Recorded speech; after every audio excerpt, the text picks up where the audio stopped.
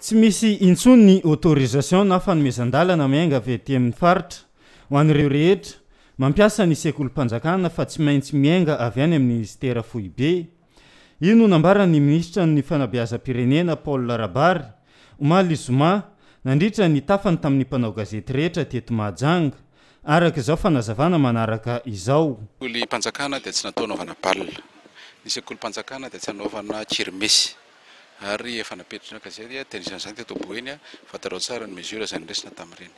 Ny fitantanana gabaraba araka ny sekolim-panjakana dia efa hopetrakatsika hiverina amin'ny laoniny. Raha ohatra ny sekolim-panjakana ka atao handraisanareo vahiny izay ampiara-miasa amin'ny ministera dia afaka jerevana ny momba an'izay.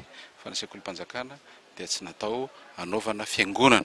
Sekolim-panjakana tsy fanaovana mariage, fa ny sekolim-panjakana dia atao ampianarana ny zanakitsika.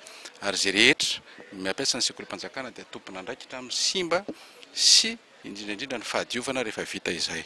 Raha ohatra ka misy fahasimbana, raha misy loto avelan'ireo nindrana ny sekolim-panjakana dia tsy mahazo intsony.